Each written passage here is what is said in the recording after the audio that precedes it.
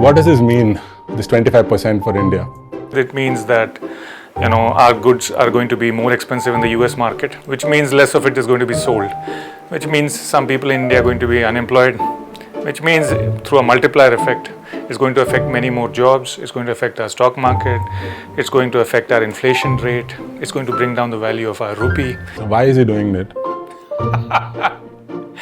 Why is he doing it is the million-dollar question. Donald Trump wants a Nobel Peace Prize. Now, Pakistan is willing to give it to him, but this is not the way. He is a bully, Trump. He can smell weakness. He's a hard negotiator from the New York real estate market, He can smell weakness. And when he smells weakness, he doesn't have mercy. He squeezes harder. That Indian crowd which supports Modi at home, the BJP at home, is a very nationalist Hindutva crowd. They were supporting Donald Trump. They thought he's a fellow right-winger. Maybe he was a Muslim hater too, they thought. And so, hey, great if he gets elected. There were all kinds of havans and pujas being done, if you remember. Prime Minister Modi has always compromised national interest in favor of his own electoral and the BJP's electoral interests. That is, he thinks good photo ops are what matters, even if on substantive matters we have to give way to the foreign power. Hello and welcome to this special interview for The Wire. Just yesterday, American President Donald Trump dropped a bombshell. He announced a 25% tariff plus a penalty for India being in partnership with Russia and also India being one of the members of BRICS institution as well. Now, we all know very well that the United States President Donald Trump is a very close friend of our Prime Minister Narendra Modi. In fact, this was evident every time Mr. Modi visited America, including the most famous Howdy Modi event, and also the event then that happened when Donald Trump visited India in Ahmedabad in the Narendra Modi Cricket Stadium as well. And most people have been asking this very question: what has changed? Because Donald Trump, after this announcement yesterday, made a very blunt comment today in the morning as well. He said that both Russia and India can take their economies and go down together. Now, this is a very serious statement from one of the closest friends of our Prime Minister Modi, and there's been severe contestation about this as well. So, to unpack some of this politics, to try and understand and analyze some of the economic fallout of this decision by Donald Trump, some of the strategic fallout of this, we have Professor Mohsin Raza Khan, who's a professor at OP Jindal Global University, and he's also the Vice Dean at the Jindal School of International Affairs as well. Associate Dean. Associate Dean, sorry. Yeah, so let's speak with him and try and understand some of these things. Professor Mohsin, thank you so much for joining The Wire. Now, let's start with a very basic question, right? What does this mean, this 25% for India? This means a lot of things, and it could keep getting worse. To begin with, it means that our goods are going to be more expensive in the US market, which means less of it is going to be sold, which means some people in India are going to be unemployed, which means through a multiplier effect, it's going to affect many more jobs, it's going to affect our stock market, it's going to affect our inflation rate, it's going to bring down the value of our rupee. That's also going to affect inflation. If you stop buying Russian oil, cheap oil, oil is an input into almost every good. That means again inflation, cost of living going up. It means a lot of bad things, and I've just started, if this were to extend to services, if our friend Donald Trump was to really get angry, and he is going to put it on our H-1B visas, he's going to put it on our global capability centers, the same centers which run Hyderabad, which run Gurgaon, Noida. The people who work there buy flats at 3 crores and 4 crores. They invest in SIPs in our stock market. All of that, the real estate market, everything could get affected. It could have very wide implications from the working class, poor in urban India to the rural Indian farmer, if agricultural opens up and we are forced to open up our agriculture, to upper middle class people and even the rich. It could affect everybody across India. It could mean many things. Okay. You've explained the what. The natural question next is, why is he doing it? Why is he doing it is the million-dollar question. I mean, so Donald Trump, we might think that he is, a force of nature, which he is also to some extent, but he represents a constituency. Now, what is this constituency? This is the lower middle class and lower class Americans who don't have very high education or are not $100,000 plus income earners. These are people who live in the middle of America or away from the coast usually, or even if they live on the coast, they are in the working classes. What's called the Midwest? Midwest, the South, but not those who live in New York, Washington, San Francisco, the Bay Area, basically, not the IT crowd, not the lawyers, the doctors, not those who are upwardly mobile in the top, 2% or 5%. And so he represents their interests. It's not in their interest to run a huge deficit. They want jobs to come back. They want manufacturing jobs, which they had, which were lost due to technology and partly to China shock. So he represents their interests, and he's trying to, also, that's one factor. And you can see that underneath his tweet. The tweet that he did yesterday, where he put 25% tariffs, he said, MAGA, Make America Great Again. And if you see the comments below it, Middle America is responding. Below that are very hateful comments towards NRIs, saying that, hey, let's put a tariff on their remittances, attacks on their remittances back to India. 100%. Some people were commenting, some people were saying, hey, let's end H-1B. Some people were saying, so those visas which our professionals get. Some of them were saying, hey, enough with these guys, we don't want outsourcing of jobs. So you can see that there is what our Prime Minister and others used to show it as an asset. That is Indians who studied on our tax subsidized IITs and AIMS, etc., and IIMs, who went there, made a living, and we thought of them as an asset. Now we are getting some blowback, and there's proving to be a burden actually, because that explains the hostility. So that's one aspect. I just want to complete the second aspect about why he's doing it. The second aspect is Donald Trump wants a Nobel Peace Prize. Now, Pakistan is willing to give it to him, but in India, we have a whole tradition going back to Nehru and non-alignment, etc. We don't usually bend to anybody.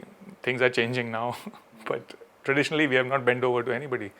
And we don't accept anybody's mediation. He doesn't like that, He wants that mediation title to be given to him so that he can get his Nobel Peace Prize. He's getting irritated, Third thing is, we are also spoiling the scene with respect to Ukraine and Russia. By buying so much Russian oil, we are giving a free pass to Russia. He doesn't like that. It's not allowing him to put pressure on Russia. So that's another aspect. There are one or two other aspects, and as we go along, I'll explain. Just a quick follow-up. You were talking about the Indian diaspora, right? Now, it was the same crowd that did support Donald Trump both the first time and also the second time. Right? So how does that work now? Yeah, the Indian crowd was supporting him. That Indian crowd which supports Modi at home, the BJP at home, is a very nationalist Hindutva crowd. They were supporting Donald Trump. They thought he's a fellow right-winger. Maybe he was a Muslim hater too, they thought. And so, hey, great if he gets elected. There were all kinds of havans and pujas being done, if you remember. And people were dying for his re-election. The Prime Minister stuck his neck out, did road shows for him, did a show in the Modi Stadium in Ahmedabad. During COVID, he delayed the COVID lockdown. So we have paid quite a price because there was a blowback from Democrats also. We did a lot.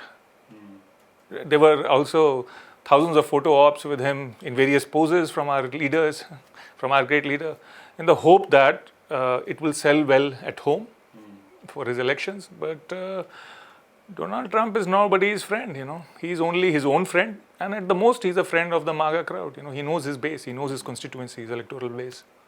He's not here to give any favors to India or Indians. He's not going to make India great again for sure. I mean, if you could do a quick comparison of both Trump and Modi, because in India's case, Modi has been using diplomacy as a tool to shore up domestic voter base. And it seems to be the case that Donald Trump is also doing the exact same thing. But given that the contexts are different, somehow it's a blowback to India now. So again, can you explain a little bit? Sure. So, there are 3 or 4 aspects to this. For Prime Minister Modi, foreign policy has been subservient to his domestic electoral agenda. Prime Minister Modi has always compromised national interest in favor of his own electoral and the BJP's electoral interests. That is, he thinks good photo ops are what matters. Even if on substantive matters, we have to give way to the foreign power. And you can see that in a variety of ways, This second aspect was that he is overconfident. He thinks he knows a lot about foreign policy and that all these issues can be personalized and be solved through puppies and juppies, through hugging and kissing people. This is not the way foreign policy works. Third thing is, he doesn't understand realism also. Neither do his advisors. He's being poorly advised. Realism means national interest, or at least the group interest or self-interest should be primary. He has personalized it to his own or his party's self-interest. And he has elevated ideology. That is, the whole Hindu-Muslim thing is above national interest. He, even on understanding realism. Realism is a theory of international relations and politics, realist politics, which says that, look, group interests matter, power matters. We have been wrong in misreading American power as well, and Donald Trump's power as well. We have not read it properly, how to behave with it. It's about understanding human psychology. We have not understood his psychology. That is, we kept rolling over. We kept bending. That's not the way. Donald Trump is a bully. He only respects power. If you stand up to him as China showed, that's the way. Look at the way he treated the European Union. He didn't respect them. And they have also played a similar game of pleasing him, calling him Big Daddy, etc. And similarly, India also, if you see all the press conference the Prime Minister did, he visited in February, you can see in the sheepish body language of the Prime Minister that he was afraid of him. Now, this could be for a variety of reasons, including Mr. Adani's arrest warrant, but we don't know what the real reason is, but we have seen how Trump behaves with respect to Zelensky. So we don't know behind closed doors what he was doing. So we know that our foreign policy has been a mess for a while. If you look at what's happened with respect to Nepal, it's not even a Hindu-Muslim issue. It was a blockade we did in 2015. Nepal has responded very immediately, and it's not been covered by the Godi media, but it's responded emphatically. That is, Nepal has built dozens of hydroelectric power plants with the help of Chinese.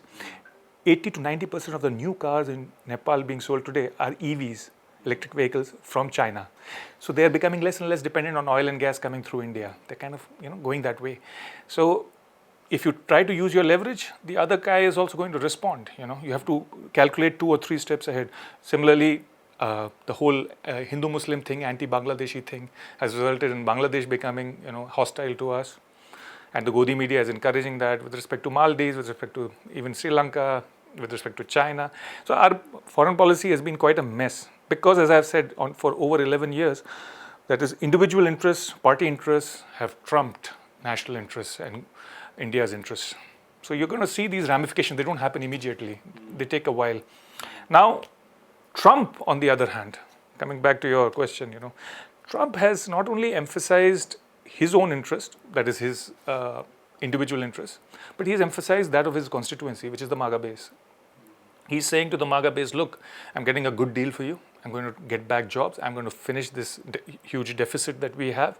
I'm going to get tax revenue up, not by taxing you, but by taxing the goods that come in, tariffs. I'm going to replace it. And to some extent, it's a class warfare. He was elected on that class warfare.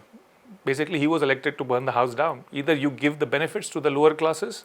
He's a kind of a populist. That's what populism is, against the elites. And he's saying, look, these elites, these 1 or 2 top 1% of America has benefited a lot from globalization. These East Coast liberal elites. But how is he managing to do that? Because in his swearing-in ceremony, you could count every single elite from America, all the billionaires of America just lining up behind him, along with their families as well. His base loves that. Just like Mayawati's base loved the fact that IAS officers used to touch her feet. The upper caste IAS officers touch her feet. These elites are touching Donald Trump's feet. So it's a display of his power, and a display of power in favor of the people. The great leader bows everybody down because he's the representative of the people. Of course, it's a complete myth. The guy is a billionaire himself. Just because he eats McDonald's and talks in a local lingo, people believe that he is some kind of representative. So but it's not entirely untrue also. But it worked with George Bush, right? It worked with George Bush, but Dubia spoke the same language as well. The Dubia spoke, but Dubia also was representing a kind of elite interest to a greater extent than Trump, actually. Yeah, Trump might represent his own self-interest, but he's not a representative of general American elite interest, So this brings me to the next question. So you answered the what, you answered the why, but from a historical point of view, it's not that Trump is the first guy to come up with this idea, right? It's not like he just pulled a rabbit out of the hat. So most people want to know why now. Fantastic question. Partly, this is a great question. Why didn't others use it? Why didn't other American presidents use this? Why is it happening now? Why not 10 years before or 5 years later? A couple of things have coincided to create it now. First of all, the American public took it for a long time. That is, the majority of the people not getting the benefits of globalization, suffering job losses, etc. This trend continued from the 1980s onwards. Okay. In fact, if you see real income of the American worker, it has barely increased since the 1970s, since this free trade era started. So it took a while. There were some benefits initially because goods were becoming cheaper in the departmental store. In the supermarket, goods were becoming cheaper because they're being imported from China or from Vietnam or wherever. So there were some benefits but slowly over time, as job losses accumulated, both due to technological change, largely due to technological change actually, now the economists believe, it was to a lesser extent due to imports. This anger kept building up, and at times it looked like the Democrats were also going to respond. Bernie Sanders was part of that response, but he was crushed. The Democratic elite far more controlled their party than the Republicans. Actually, Republicans also controlled it quite well until there was a rebellion. Donald Trump represents that rebellion. In the primaries, he was actually a standout in 2015 in terms of he was the only one who was taking consistently different positions from the rest of the candidates in the field. So part of it was build up over time, anger build up over time. Part of it was finding a charismatic leader at the right moment. Third thing was that the American presidents were also highly ideologically committed to free trade. Free trade was kind of a article of faith, like belief in God. So both Democrats, Republicans, agreed on it. And fourth thing was that the free trade did help to some extent Americans. Goods became cheaper. So they believed the economic mainstream that look, free trade is good for everybody. But clearly, it was not good for a certain chunk of Americans. And precisely. The same year Donald Trump came to power, this was at the end of 2016. At the beginning of 2016, the IMF, the International Monetary Fund, released a paper acknowledging primarily that neoliberalism is a phenomenon, number one. And they also went on to say that it is not such a nice term as such, right? Because by then, decades of this idea of this new world order, Washington consensus. There is Washington consensus, TINA, there's no other alternative. Your Thatcher, Reagan politics has essentially ensured that the wealth was gushing up, right? And it was creating a huge chasm between the haves and the have-nots. I think that's the safest word to use in India right now, unless you want to be arrested as an urban Naxal. Right? The haves and have-nots, right? That's the easiest way to put it. So do you think it has something to do with that as well? Because it sort of was reaching a reckoning point. It was reaching a reckoning, And it's the way bankruptcy happens, as they say. First, it happens very slowly, nobody notices it. And all of a sudden, you're bankrupt. The slide happens immediately. It's like your liver failing due to liver cirrhosis. You drink yourself, your liver functions, even at 10%, your liver is functioning. And one day you figure out, hey, it's gone. There's nothing left there. Same thing with kidney failure. And it's the same thing with revolutions. It was just one day that things reached a point where the Russian Revolution happened. There was a lot of suffering before that for decades. Finally, October happened and the Red October happened. So it's same thing with French Revolution. You can go on and on. The slide happens on one day. You suddenly figure out that, hey, things had been weakening for a while, but only in retrospect. Only in retrospect could it be seen what the level of anger was. That is, these Americans from these classes don't care. They don't care what damage Donald Trump does also. It's like, hey, if we can't have a decent life, let's burn the house down. Donald Trump is the burn house down option. So every time there's a crisis, you inject some disruption and then set the square back to... The question is, when is India going to get its leader? Right. But let's see. Yeah, so on that topic, let's get into some specifics, right? Now, the 25% tariff is clear. But Trump also added, like I mentioned earlier, penalties. Penalties on 2 counts. One is the fact that you are trading with Russia that Donald Trump doesn't want you to. Correct. Right? And number 2, he's saying you're also part of BRICS. Right? And he's called it an evil institution and a whole host of other things, basically trying to devalue the dollar and all of that, right? Which is not true, by the way.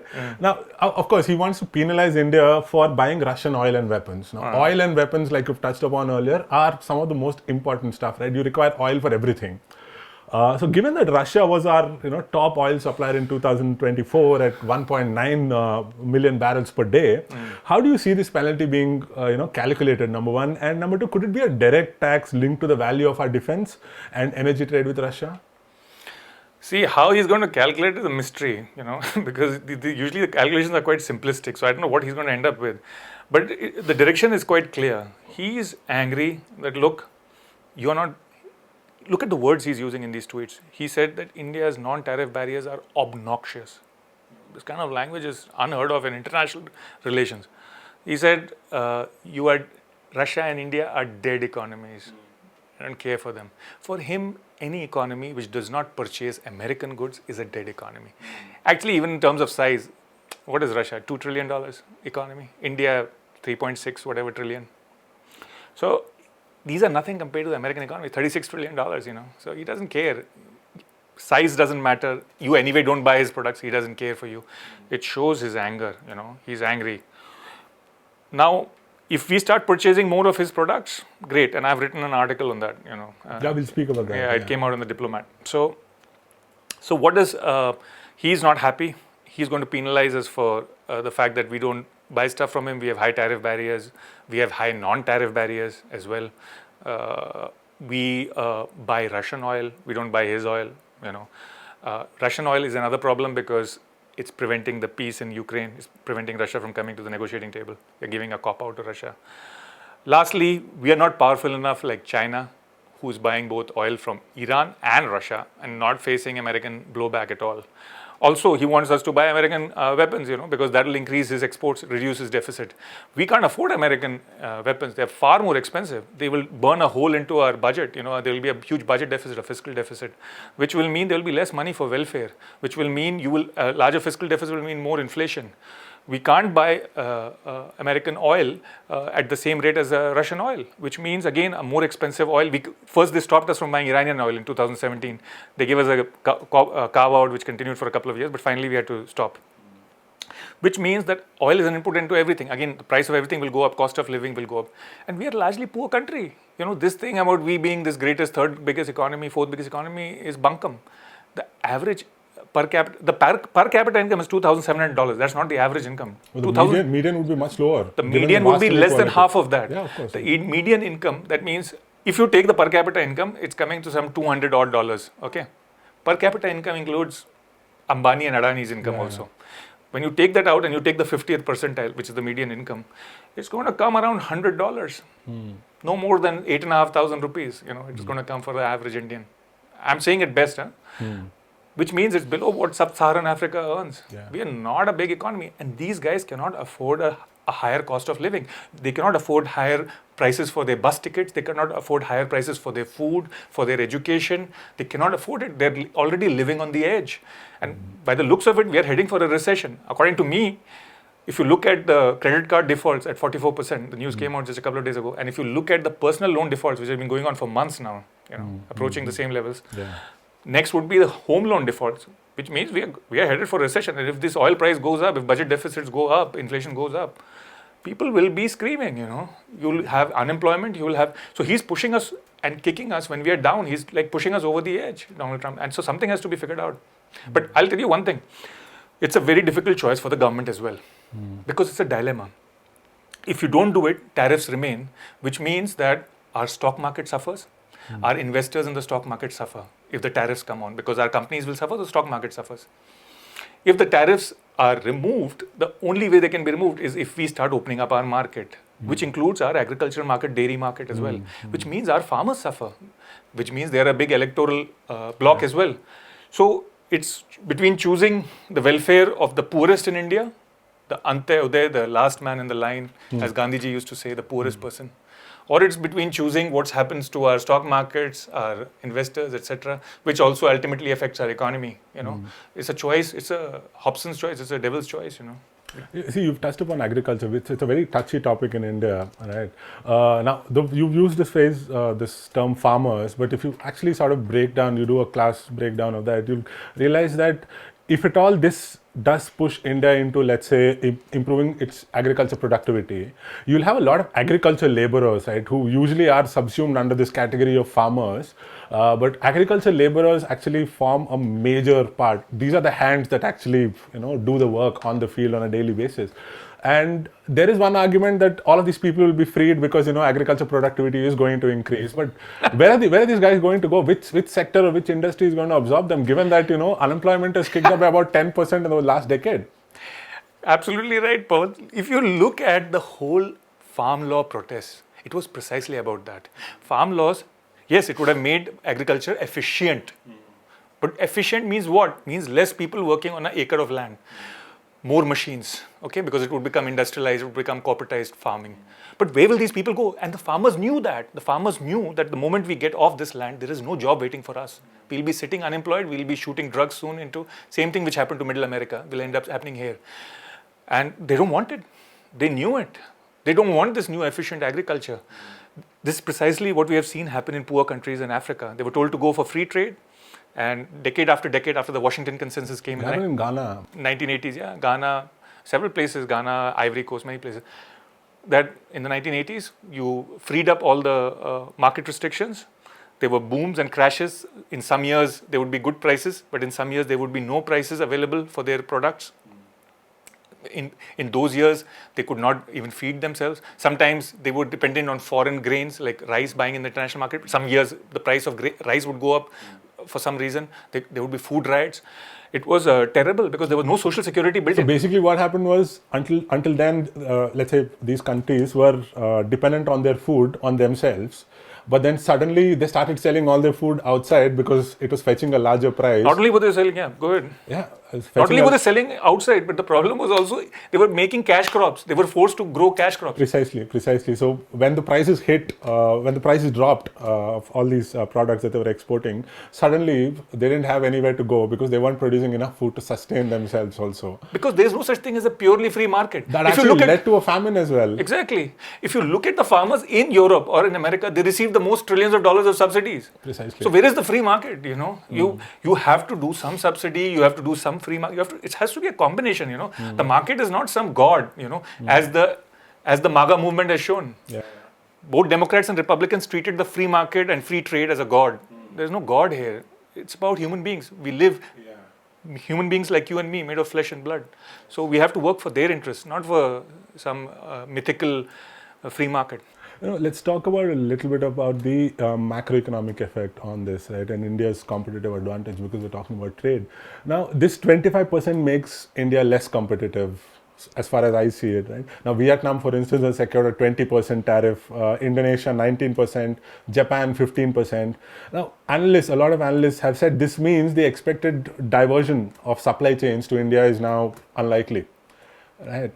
So in concrete terms, for instance, does this mean a global firm looking to build, let's say, a factory in India will now see Vietnam as a 5% cheaper bet than India, effectively killing whatever little potential for investment India has? Believe me, even if Vietnam was 5 or 10% more expensive than India, they're not going to build a factory in India because India is just not competitive on manufacturing. I've written reports on that for the Asian Development Bank. India is not competitive in manufacturing, period. Okay. The reason they were coming was because US pressure was coming earlier. You see, US saw India as a counterweight to China. US presidents have given a free pass to India for the last 20-25 years, saying that we will use India as a counterweight to China. This started from around the end of Clinton, beginning of George W. Bush's first term. Trump doesn't think so. Trump doesn't think of using India as a counterweight. He will deal China directly. He doesn't want to give any concessions to anybody else. He doesn't care. In some ways, he is an isolationist. So he doesn't need India, and India's leverage is gone. That India's leverage, this belief that India had a huge leverage with the United States because they wanted to use us as a counterweight. We are a huge economy. We are huge potential. We have billions of people, and in the future, Trump, first of all, doesn't think that far, 50 or 100 years in the future. Trump doesn't want a counterweight to China, so that potential is gone. It was because of that earlier potential and the earlier way, the way Biden, etc., thought that some companies, such as Apple, had shifted some of their production to, it was not even shifting production, actually, even that's a inaccurate way, a lie. Only they were being assembled. That is, iPhones were just being assembled. That's less than like 5% of their value. Designed in California, assembled in China. No, produced in China. Every single part was still being produced in China, Vietnam. They were just being assembled here. Assembly is the least part of the value chain. So it was virtually nothing. And even that might go out of our hands soon. So this big celebration that we are going to become a big manufacturing power was never going to happen anyway. Because the cost of manufacturing is too high in India. The cost of paying bribes is too much. The power supply is erratic. The land is too expensive.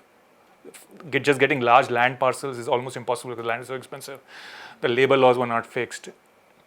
There was no proper system of port entry, port exit. The documentation that is a large amount of red tapes. Not enough deep sea ports. I mean, there was a litany of problems. The road infrastructure was not good enough. India was not competitive. India did not have enough skilled laborers itself. India has just a few hundred ITIs. China has tens of thousands of ITI equivalent institutions. So it was just a massive labor force which was trained, which was ready. Technical institutes, right? ITI, the technical institute, not IITs, the ITI. I just wanted a clarification. Yeah. So also, speaking about macroeconomics, now some assessments have said that India's GDP might take a 0.2% hit. Bank of Baroda came up with a report this very morning where they said they're forecasting that it'll probably go down from 6.5, 6.6 growth to probably 6.2, 6.3. Now, is this a realistic forecast, number one, especially given the penalties, the two penalties that we're talking about that could have a widespread effect, a multiplier effect? And more pointedly, what does this mean for key export sectors like, for instance, electrical machinery, right, which is about, I think, $2.9 billion industry and thousands of MSMEs that support this? See, your guess is as good as mine as to how big the impact will immediately be.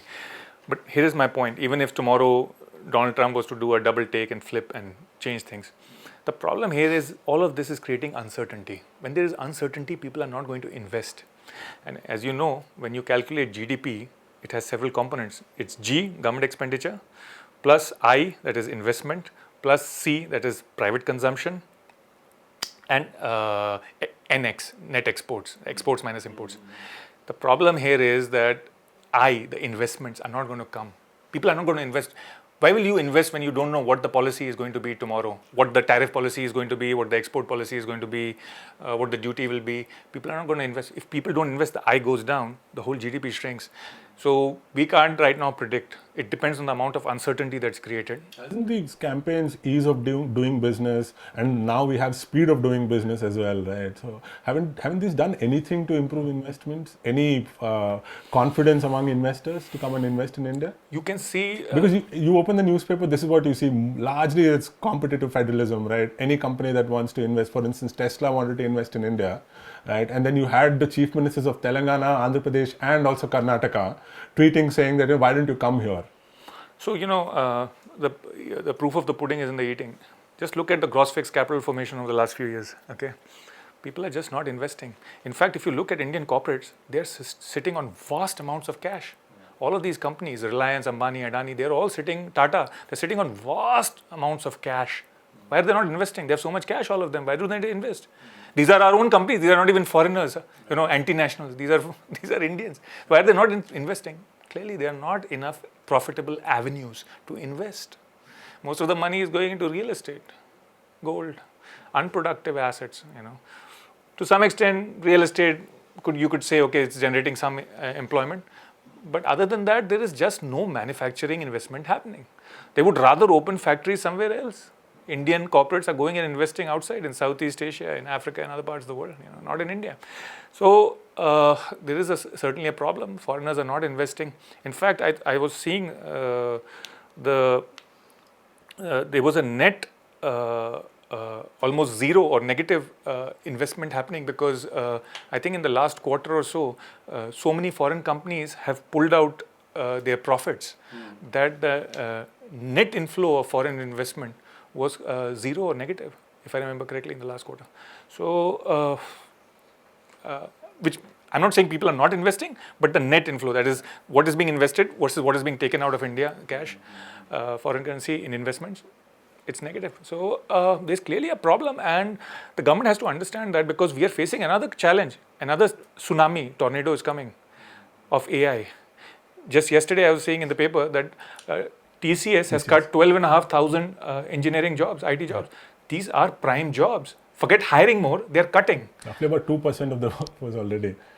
No, this is going to come in every place. Infosys might follow, Wipro might follow, because AI is coming. They don't need that many jobs. These are the guys who were buying flats in Noida and Gurgaon and Bangalore and Hyderabad. These were the guys who were investing in our SIPs, in our stock markets. If those jobs are going, they were great jobs, and multiplier effects they had. They used to create jobs down the value chain. If those are being cut, the government is not thinking about that. There's a big tsunami coming there. Right. Also, when you're talking about GDP, you also spoke about IX, right? The net exports as well. Now, Dr. Ajay Sahai of the Exporters Federation had this to say. He said, members will face fresh price negotiations to decide how much of this 25% hike they can absorb. Right. Now, for a small Indian garment company exporter, or for that matter, I did cover in April when Donald Trump announced his 26%, tariff. He indicated that much, and then I was in Visakhapatnam, which is the hub for shrimp export, right? And a majority of 90% of it goes to America, and this has been happening over 2 decades, almost 2 decades now. So much so that Americans are so used to this flavor of shrimp. And these guys freaked out. In fact, I remember talking to them and they said there'll barely be any profits. For small players especially, not the big seafood export corps, but the small players who actually supply some of this material to the bigger guys who sort of aggregate all of this and then export in bulk to other places. So my question is, if at all, let's say Vietnam, for instance, is having a 20% tariff, is it even possible to absorb a 25% cost increase and still make a profit when your competitor's tariff is so low? Absolutely. You've hit the nail on the head, Pawan. I've lived in Vizag, so I know what you're talking about. It's going to happen across, from Moradabad in UP and Vizag, or you could be in any of India's small towns and mid towns. You're going to have this problem because, see, America has a huge leverage advantage. That is, America can import from anywhere in the world. It can get stuff cheap. So, and it's a 10 times bigger market in terms of GDP. So who's going to absorb the tariffs? See, usually if it's a small country and it imposes a tariff, then its consumers have to pay that tariff. But in such a large economy, they have the power, leverage to pull your price down, pull your profit margin down. So what they're going to do is they're going to make you cut your profit. So if your profit margin was 10%, it'll come down to 5 or less. If it's 5, it'll come down to 1 or 2. They're going to push you to the absolute edge, and this will come down the value chain. That is, it will affect the big, it will affect the medium, it will affect the worker at the factory floor. His wages will go down. It's going to affect everybody.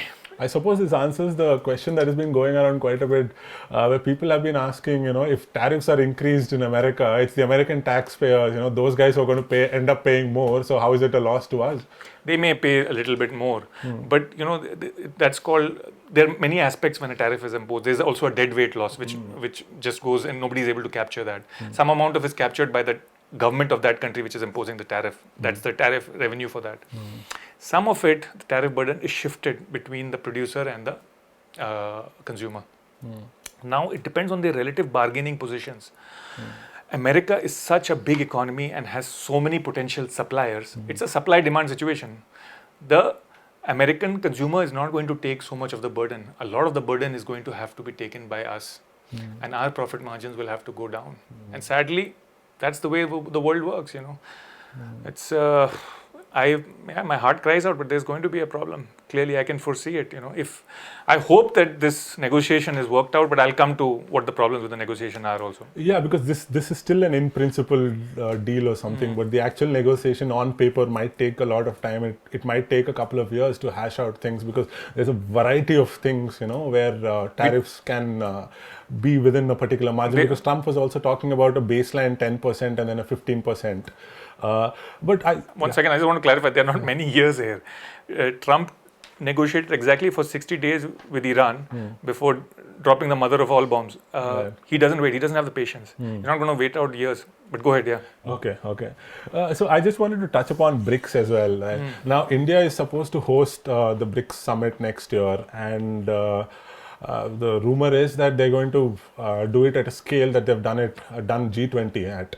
right? And most likely this is going to happen next year, and India is hosting it. Now, given whatever Donald Trump has said about BRICS being an evil institution and somehow trying to pull the dollar value down, and also, this unholy alliance of Brazil, which, by the way, defied Donald Trump's tariffs imposition, and his favorite Russia, then there's India, then there's China as well.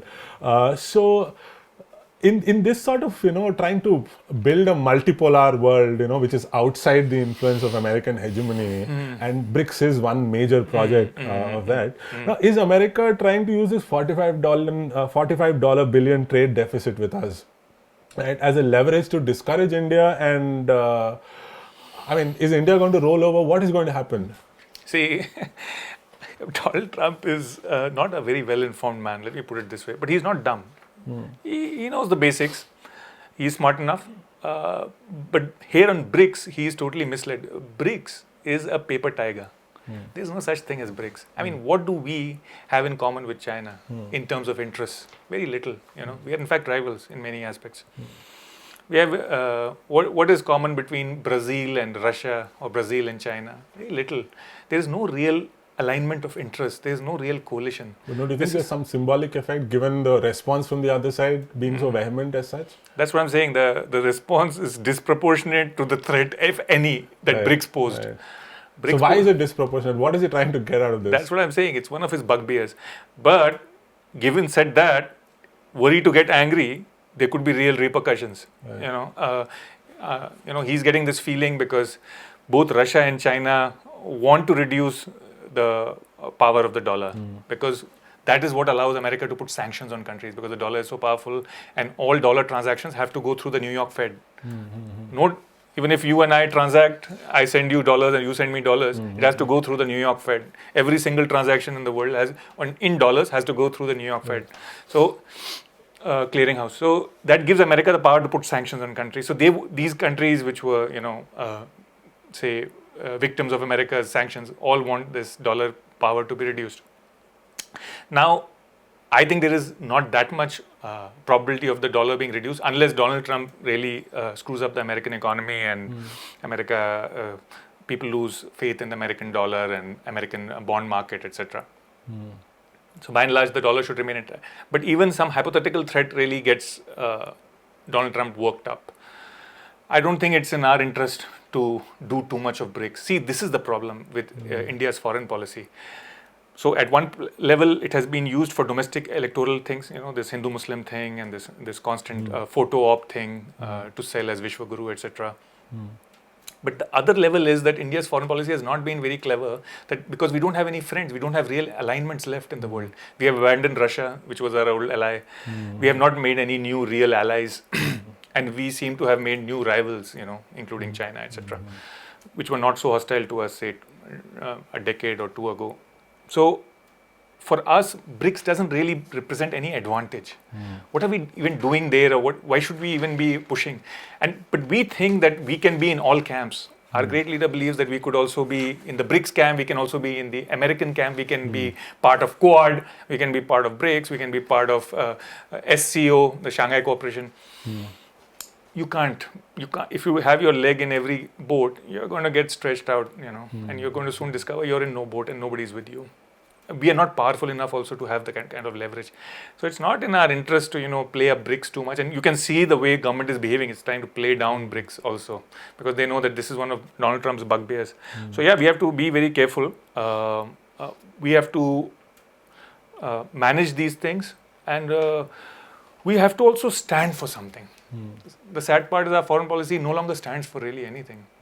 We have abandoned all our long-held principles, anti-colonialism, third worldism. We don't support anybody. So nobody stands for us also, in even the Palestinians. We just abandoned them.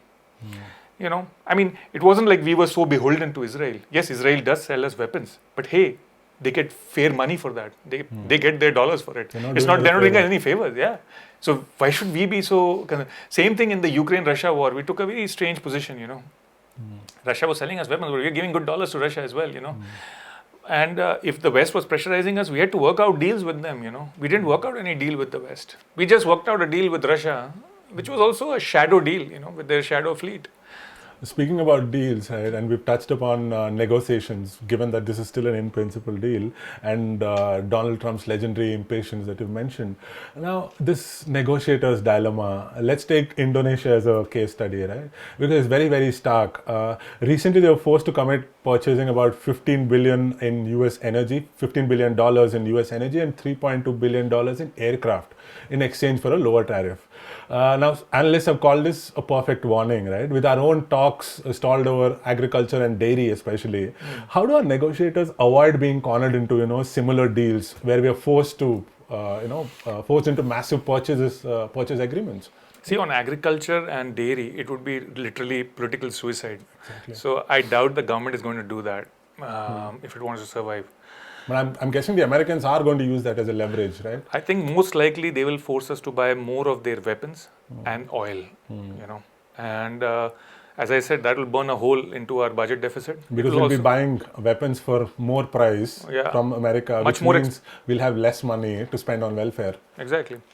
So we're going to burn a hole in our pocket, in our budget deficit. This is also going to create inflation. There will be less for welfare. On top of that, this oil price is going to create further inflation. So we are headed for some kind of compromise as far as I see. Because if we don't do that, then our economy suffers, our stock market suffers. So we'll kind of split the difference, as they say. That is, we'll let some of the hit be taken by the stock market and some of the hit be taken by our consumer and our worker. And that hit will be taken across the board. That is, from the lowest working class laborer to the upper middle class rich entrepreneur and upwardly mobile professional. All of them are going to take that hit. It's going to be split. So I think that's what the government is going to do in the end. I think it will split the difference. Everybody will have to take some hit. So you were referring to your Diplomat article, right? So you did an economic analysis where you sort of said that you were suggesting a unilateral concession, and I, so far as I remember, you were talking about in the medium and long term it will be beneficial for India. But there is also criticism that it might seem like a rollover, just like that happened. And given India's status, rightly or wrongly, as Vishwaguru that we're being told every day, do you really think this is politically so easy? Because eventually it seems like there is no economic solution to it. The solution has to be political. Absolutely. So my article, what I was saying was that, look, US manufacturing is really expensive. This is why US is not able to export other than high-end products. So what US exports are very high-end products like Boeing jets, or via F-16 aircraft or F-35 aircraft, very high-end products. Other than that, the cheaper stuff they're just not able to make, even cars, for example. I was giving the example that the cheapest American car is $23,000 US, okay? The cheapest. The average American car is $49,000, roughly $50,000 USD. And this is when taxes, that is, local taxes are 0 to 5% on American cars in America. Here in India, they're as high as 40%. Government takes almost 40% in tax of the value of the car. So when you add that 40% to that $25,000 or $50,000 car, the cheapest car becomes $33,000, $34,000. And the expensive cars really go up. So we can't afford American cars anyway. So even at zero tariff, most Indians are not going to buy that car. Most Indians will afford a car of 10 to 20 lakhs. They're going to not buy a car of, Yeah, but that doesn't mean, you think that means that basically it's like this logic sort of traps us in a cycle of low expectations, right? So in a sense, it might feel to an ordinary, reader that maybe you're arguing that we should abandon any ambition of our industry to ever compete at a higher level. No. On the contrary, what I'm saying is you can open up to US manufacturing and it will not affect your domestic sales at all. Not even 1% of Indians would be able to afford the American car because there are cheaper alternatives available within India. So it won't affect us. Market. It won't flood our market at all. How many people will buy a Harley Davidson? So the question is, so we should need some import substitution or nothing of that sort. Right? Not with American products; they're too expensive. Yes, we would need it with Vietnamese products. We would need it with Chinese products, but not with American products. What I'm saying is that, look, on agriculture, hold your ground. Because our farmer is poor. doesn't receive enough in subsidies. American farmer is rich and receives trillions of dollars in subsidies. Hold your ground on agriculture, and give way on manufactured goods, That's the overall strategy to use. It will also help your export markets, At the most, try to at least be at the same level of tariff as, say, Southeast Asia. Don't have higher tariffs at least than Indonesia or Vietnam or China or Japan. At least in terms of those countries, we must try and maintain some affordability in the American market. And also don't piss them off to the extent that they start thinking about services. If the Americans come down to thinking about H1B, outsourcing, their global capability centers, GCCs, which I was talking about, these global capability centers which Google, Microsoft, JP Morgan, etc. run in Hyderabad, Delhi, everywhere. If it comes down to that, we will be in a big loss because they account for millions of jobs. They account for so much more. So let's not let the negotiation go into that direction. Right. Services. This brings us to the question of national interest. Right now, the GCCs, or the multiplier effect that you spoke about in Gurgaon, Bangalore, Pune, Hyderabad.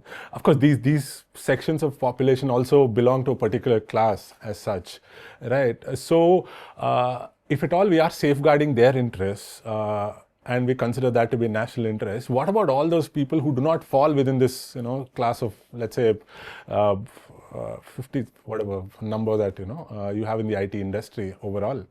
What about those guys? What about those guys outside this gilded cage? Those guys will also suffer. These guys will suffer more in the gilded cage, but those guys also suffer. I'll give you an example. You look at the economies of Hyderabad and Bangalore. So many people who are around these cities, these high-tech cities, are basically doing all kinds of stuff which gives them at least a basic minimum wage. They could be delivery boys, they could be providing even food services, even the local chai wala.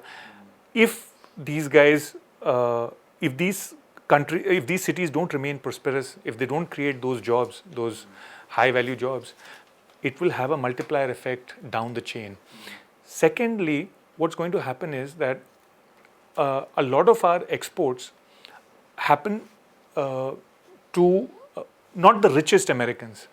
They happen, like the shrimp farmer that you're talking about. It's not like the richest Americans are going to buy Indian shrimp, They'll probably buy much more of higher end products. It's going to affect the farmer who supplies to the shrimp exporter. So it's going to affect everybody.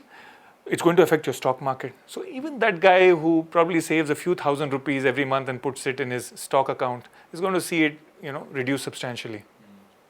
It's going to affect that guy, that middle class guy who bought that flat yesterday. Maybe not that 5 crore flat in Gurgaon, but the guy who bought that 25 lakh flat, which was probably his life savings, a little distant, because what happens is that the real estate market doesn't just fall for 5 crore flats. When it falls for those, it also readjusts at the lower end because people then shift down. Everybody shifts down there. So what I'm saying is that it will definitely affect our middle and upper middle classes more, but it will affect across the board. Especially what I've explained in terms of the inflationary effect and the budget deficit effects will affect everybody.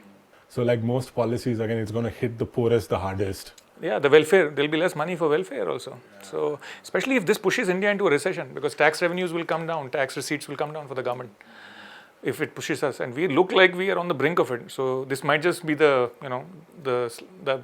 last what's called the straw on the camel's back. So let's end with a couple of questions that I wanted to ask. One is, if you look at it internally from the domestic point of view, how is the Union government, the NDA government especially, going to go about negotiating any sort of deal with Donald Trump? There is not enough time for it. Our government negotiates the way, say, the Iranian government was negotiating. I'll give you an example. Mm-hmm. Earlier they were saying we have time until October. We have been negotiating with them since February. February, exactly. And some people believe they were informal contacts even before that. So We don't have that. We were discussing about an FTA also. There was a mini deal that Donald Trump spoke about. Trump is on a different timetable. He's on a fast express. He doesn't have the time for that. As the Iranians found out, 60 days later, there was massive craters. So he's not going to wait that long. We don't have that. We can stretch this out. This is not these old negotiations that used to happen, at Cancun or at the WTO or during GATT. These are not those old negotiations where we can stretch it out. We don't have any allies left. Even in those negotiations, we used to build up a coalition. Usually, we used to negotiate with China, Brazil on our side. What is the way out for India then? I think. I'll be honest with you. I think we are in a hard place now. And it's partly due to the way also we have approached the negotiations. We have rolled over too easy in the beginning. We should have put up some resistance. This back thumping, chest thumping, and bro hugging. This is not the way. He is a bully, Trump. He can smell weakness. He's a hard negotiator from the New York real estate market. It's not that he was very successful. He's filed for bankruptcy several times. But he knows the Manhattan real estate market, He can smell weakness. And when he smells weakness, he doesn't have mercy. He squeezes harder. He wants to take out the last piece of juice. So we are in a rough position.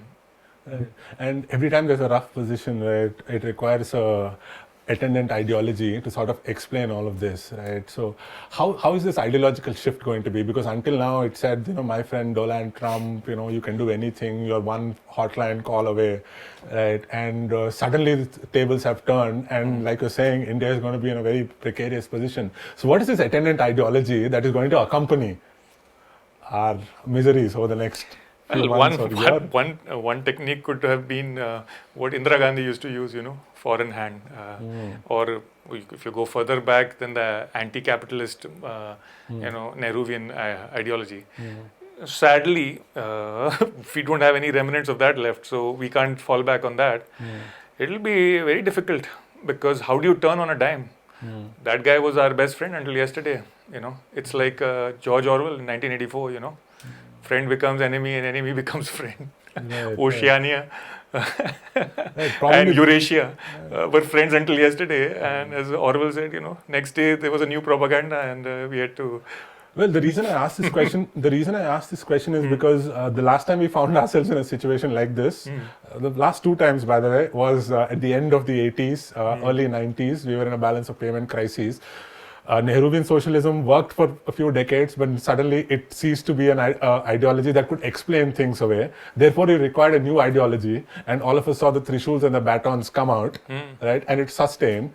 And then while we thought things were getting back, again in 2007 we were hit by financial crises, and then immediately the repercussion is that again the batons and the Trishuls are out again, right? So my question is, now that we're in a crisis, you think the current ruling ideology of the state will probably take a much more violent turn? That's possible, actually. That's a very insightful point you have, Pawan. It's possible, but it could take a violent turn. It could again take a nasty turn. And we have seen that, because it was very difficult to explain what happened to our friend Soviet Union in 91. People couldn't even comprehend it. I remember in school when if I ever argued about US power rivaling that of the Soviet Union, the other kids in the class would beat me down, because Soviet Union was such a great ally of us, such a great friend, that they felt I was being anti-patriotic by talking about US strength. But then one day the Soviet Union was gone, and we had to explain that. And the process of Trishuls coming out had started well before that, during the 80s itself, with the rise of Hindutva and the Ramayana, etc., being broadcast on Doordarshan. But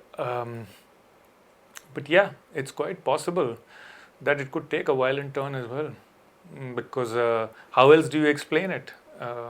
If the economy is not doing well, and our old clear unemployment is increasing, and the Vishwa Guru vibe is not working. Yeah, these guys have to get somewhere, and in a patriarchal society like India, if you don't have a job, you're half a man, which means that you'll have to assert your masculinity somewhere else. Exactly. And you end up, working with politicians, hoodlums, or what Dhirendra Jha calls, foot soldiers of fascism. Jan Bremen also documents this phenomenon.